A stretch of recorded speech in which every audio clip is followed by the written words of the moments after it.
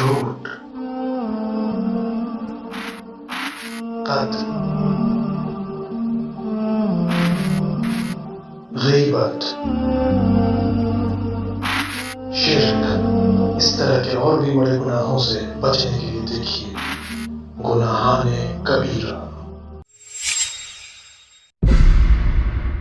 औज़ुबिल्लाहि मिनश्शैतानिर्रजीम, बिस्मिल्लाहिर्रहमानिर्रहीम। नाज़रीन किराम, अस्सलाम वालेकुम। एक मरतबा फिर गुनाह कबीरा के इस नए एपिसोड में आप सबको खुशामदीद कहते हैं। पिछले एपिसोड में हमने हराम गोश्त हैवानात के बारे में जाना था। उसी गुफ्तगू को आगे बढ़ाते हुए आज मज़ीद मालूमात हासिल करेंगे। हैवानात की 3 किस्में हैं: ज़मीनी, आबी, हवाई। ज़मीनी जानवर 2 किस्म के होते हैं: पालतू यानी वो जानवर जो इंसान के साथ ज़िंदगी बसर करते हैं, और वहशी जो जंगल व बयाबान में रहते हैं। ज़मीनी हैवानात पालतू जानवरों में सिर्फ गाय, भेड़, ऊँट हलाल गोश्त हैं, और घोड़े, गधे और खच्चर का गोश्त खाना मकरूह है।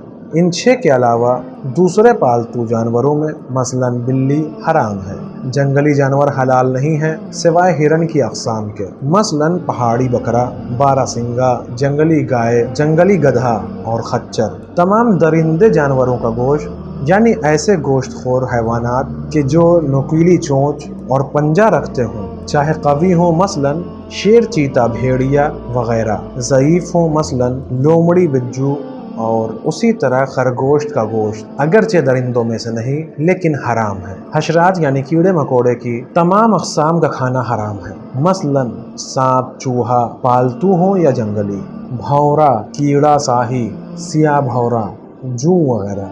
हवाई हैवानात हवाई जानवरों यानी परिंदों में से कबूतर की तमाम अक़साम हलाल हैं, मसलन कमरी, चकोर, बटेर, तीतर, मुर्गाबी और मुर्गों की अक़साम, और चिड़ियों की किस्में मसलन बुलबुल, चंडोल, सर्द यानी मोटे सर और चोंच वाला आधा सफ़ेद और आधा सियाह परिंदा जो चिड़िया का शिकार करता है, इरसवाब, खाकिस्तरी रंग लंबी गर्दन वाला परिंदा जो गालिबन खजूर के दरख्तों पर रहता है, और शकराक, सब्ज़ रंग का खूबसूरत परिंदा कबूतर के बराबर, और उसके सियाह परों पर सुर्ख, सब्ज़ और सियाह धारियाँ होती हैं। चमगादड़, मोर और वो गोश्तखोर परिंदा जो पंजा रखता हो, ख्वाह कवी हो के जो जानवर को चीर फाड़ सकता हो, मसलन शिकारी बाज, उकाब, शाहीन, बाशक, या ज़ईफ़ हो मसलन गिद्ध। बिनाबर एहतियात कौवों की तमाम अक़साम से इज्तनाब करना चाहिए, यहाँ तक कि ज़ाग़ से भी यानी खेतों के कौवों से भी, और अलबक़ कि जिसका रंग सियाह और सफ़ेद होता है, और वो मोटे और सियाह रंग के कौवे जो मुर्दार खाते हैं, क्योंकि एहतमाल ये है ये दरिंदा सिफत परिंदों में से हैं। जो कुछ बयान किया गया है इस बारे में रिवायात में ख़ास हुक्म मौजूद है। वो परिंदे जिनके बारे में कोई ख़ास हुक्म वारिद नहीं हुआ तो बतौर कुल्ली हराम गोश्त को हलाल से जुदा करने और उसकी पहचान के लिए शरअ में 2 अलामात का जिक्र किया गया है। 1, परवाज़ के वक्त परों में सुकून से ज़्यादा हरकत हो।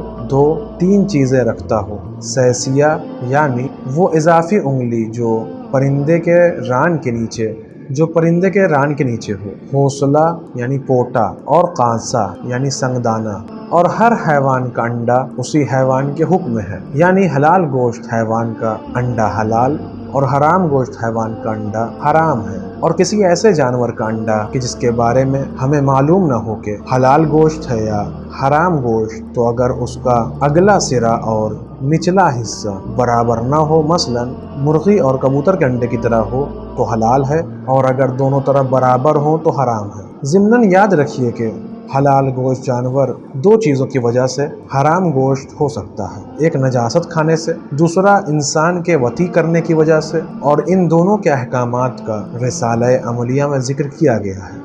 आबी हैवानात पानी के जानवरों में सिर्फ छिलके वाली मछली हलाल है, और उसके छिलकों से मुराद हकीकी छिलके हैं, खा उसके छिलके बाद में किसी वजह से गिर चुके हों, मसलन कनात, कुब्बा मछली। कहते हैं कि ये इंतहाई शरीर होती है और तमाम चीज़ों पर अपने आप को मारती और मलती है, जिसकी वजह से उसके छिलके गिर जाते हैं और गालिबन उसकी छिलके वाली दुम बाकी रह जाती है। हैवानात का तज़किया वो हैवानात कि जो खून जहिंदा रखते हों, शरअन उनका तज़किया 2 चीज़ों से होता है, एक तो शिकार के ज़रिए, दूसरा ज़िब्ह के ज़रिए। शिकार में हलाल करने की 2 सूरतें हैं, اس سدھائے کتے کے ذریعے جو حکم مانتا ہو، یعنی جب اس سے کہیں جا تو چلا جائے، اور جب کہیں آؤ تو آ جائے، اور اپنا شکار کھانے کا عادی نہ ہو، اور کتے کو شکار پر چھوڑنے والا مسلمان ہو، اور چھوڑتے ہوئے اس نے اللہ کا نام لیا ہو، اور کتا شکاری کی نظروں سے اوجھل نہ ہونے پائے۔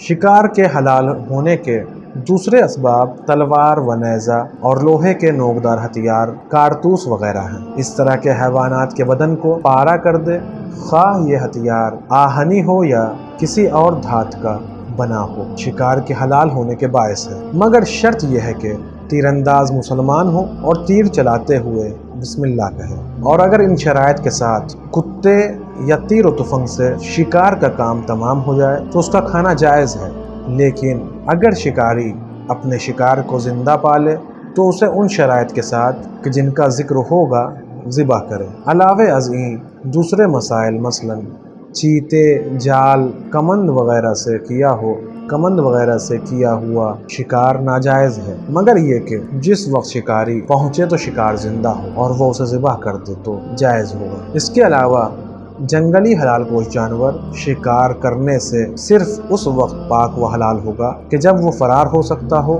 یا پرواز کر سکتا ہو۔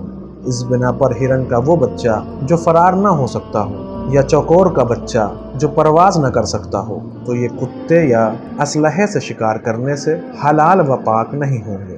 گوشت کھانے کے بارے میں گفتگو۔ تفسیر المیزان میں سورہ مائدہ کی 3 آیت کے ضمن میں 3 فصلوں میں مفید باتیں بیان کی گئی ہیں، جس کا خلاصہ یہاں بیان کیا جاتا ہے۔ 1. گوشت کھانے کے بارے میں طرح طرح کے عقائد۔ بلا شبہ انسان بھی دوسرے حیوانات کی طرح نظام ہاضمہ رکھتا ہے اور اجزائے مادی میں سے ہر وہ چیز جو اس کے کام آ سکتی ہے اور جزو بدن بن سکتی ہو اپنی طرف جذب کرتی ہے۔ اس بنا پر طبیعت کے لحاظ سے کوئی مذائقہ نہیں کہ انسان ہر وہ چیز جو چبانے اور نگلنے کے قابل ہو کھائے، مگر یہ کہ نقصان دہ ہونے یا طبیعتاً تنفر کی بنا پر اس سے پرہیز کرے۔ مثلا وہ سمجھتا ہے کہ فلاں کھانے کی چیز زہر وغیرہ کی بنا پر جسمانی لحاظ سے نقصان دہ ہے، یا یہ کہ وہ جان لے کہ فلاں چیز کا کھانا معنوی لحاظ سے اس کے لیے نقصان دہ ہے۔ مثلا وہ غذائیں جو مختلف مذاہب و شریعتوں میں حرام ہیں۔ تنفر: اگر انسان کسی چیز کو نجس سمجھتا ہو تو نتیجتاً اس سے دوری اختیار کرتا ہے۔ مثلا انسان اپنا پاخانہ نہیں کھاتا کیونکہ اسے گندا غلیظ سمجھتا ہے، اور بعض اوقات اس کی کراہت اور نفرت اعتقادی عوامل کی بنا پر ہوتی ہے۔ مثلا مسلمان خنزیر کے گوشت کو نجس اور غلیظ سمجھتے ہیں، لیکن نصرانی اسے پاک و طاہر سمجھتے ہیں۔ غیر مسلم بہت حیوانات مثلا کیکڑا، مینڈک اور چوہا کھاتے ہیں، جبکہ مسلمان انہیں برا سمجھتے ہیں۔ بس واضح ہو کہ انسان خصوصاً گوشت کھانے میں مختلف نظریات رکھتا ہے۔ بدھ مذہب کے آئین میں تمام حیوانات کا گوشت کھانا حرام قرار دیا ہے۔ یہ تفریق دراصل ان حدود کو توڑنے کے نتیجے میں تھی جو قدیم افریقی وحشی قوم اور دوسرے وحشیوں کے درمیان رائج تھی کہ وہ ہر قسم کا گوشت حتیٰ کہ انسان کا گوشت بھی کھاتے تھے۔ عرب کے لوگ چارپائیوں کا گوشت حتیٰ کہ دوسرے تمام حیوانات مثلا چوہا، چھپکلی بھی کھاتے تھے، چاہے وہ خود مر جائیں یا دم گھونٹ کر مارا جائے یا کسی اور ذریعے سے انہیں مارا جائے، اور کہتے تھے کہ تم لوگ اپنے ہاتھوں سے مارے ہوئے کو تو کھاتے ہو، لیکن جس کو خدا مارے یعنی بغیر تزکیے کے خود مر جائے اسے نہیں کھاتے۔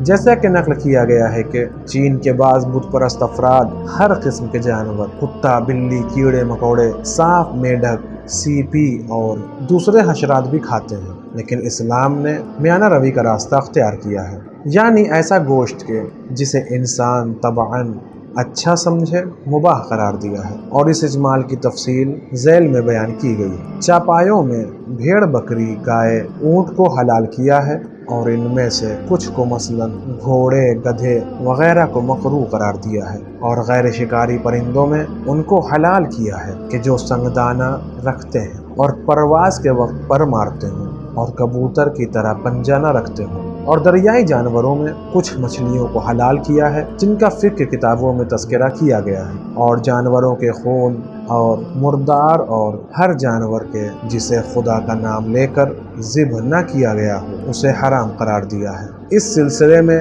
اسلام کا مقصد یہ تھا کہ قانون فطرت یعنی انسانوں کے مستقبل کو بنیادی طور پر گوشت کھانے سے زندہ کرے اور اس ضمن میں صحیح فکر اور طبع سلیم کو بھی محترم گردانا ہے۔ اور فکر صحیح اور طبع سلیم وہ چیز کبھی تجویز نہیں کرتی جو نقصان دہ ہو اور جس سے طبع انسانی منتفر ہو یا جو بری لگے اور اس سے کراہت محسوس ہو۔ 2. کسی جاندار کو مارنا کیا رحم کے خلاف ہے؟ ممکن ہے کہ کوئی سوال کرے اور کہے کہ جانور کی بھی روح ہے اور یہ بھی انسان کی طرح موت کی تلخی کو محسوس کرتا ہے، پس یہ کس طرح مناسب ہے کہ ان کو زندگی جیسی نعمت سے محروم کر دیا جائے اور ان کی حیات کی شیرینی کو موت کی تلخی میں بدل دیا جائے، جبکہ خدا تو ارحم الراحمین ہے۔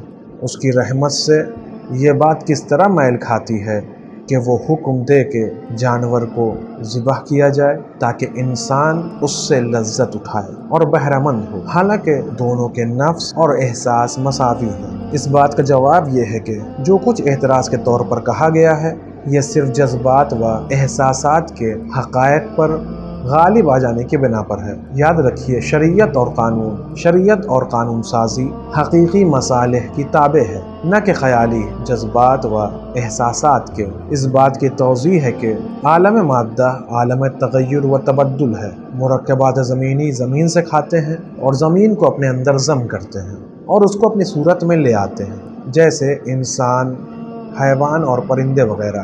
اس کے بعد دوبارہ انہیں زمین کھاتی ہے اور فنا کر دیتی ہے۔ زمین مسلسل نباتات میں اور نباتات زمین میں تبدیل ہوتے رہتے ہیں اور اس کے علاوہ جاندار پانی اور نباتات سے استفادہ کرتے ہیں اور کچھ حیوانات دوسرے حیوانات کو غذا کے طور پر کھاتے ہیں۔ مثلاً درندہ جانور دوسرے جانوروں کا شکار کرتے ہیں اور ان کا گوشت کھاتے ہیں، اور ان کے کھانے کا طبعی نظام ایسا ہے کہ وہ دوسری کوئی چیز نہیں کھا سکتے۔ مثلاً پنجوں والے پرندے دوسرے پرندوں مثلاً کبوتروں اور چڑیوں کی مانند پرندوں کو پکڑتے اور کھاتے ہیں، اور چھوٹے پرندے بھی اناج وغیرہ کے دانے دار چیزیں اور کیڑے مکوڑے مثلاً مکھی، پسو، مچھر وغیرہ کھاتے ہیں، اور حشرات انسان اور دوسرے حیوانات کے خون سے استفادہ کرتے ہیں، اور نتیجتاً زمین ان سب جانداروں کو کھا جاتی ہے۔ اس بنا پر نظام تکوین اور ناموس خلقت کے جو تمام موجودات پر